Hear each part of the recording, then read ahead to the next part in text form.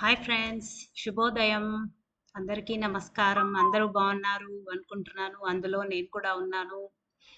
And ఇవాళటి topic వచ్చి self రిఫ్లెక్షన్లో third one, అది motivation అంటే ప్రేరణ. మనం రెండు విషయాలు చూసాము ఆల్రెడీ.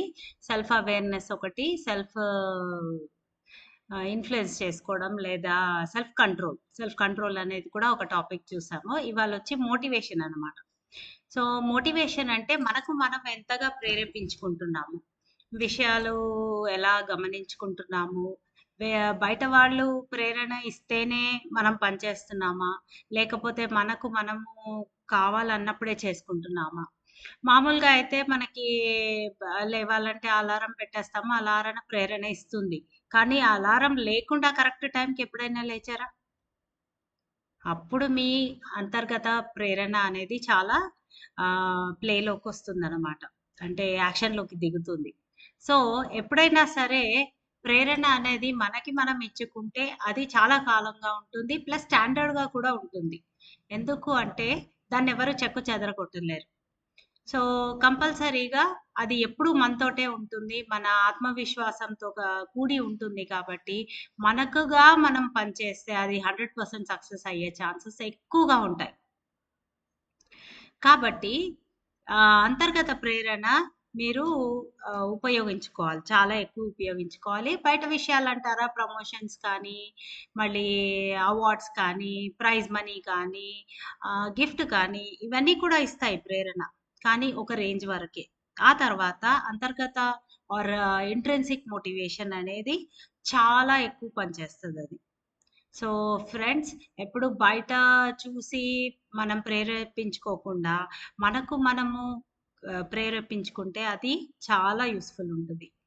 అయితే ఈ మనకి మనము మనని మనం ప్రేరేపించుకోవడానికి ఏం చేయాలి, ఎలా కనెక్ట్ అవ్వాలి?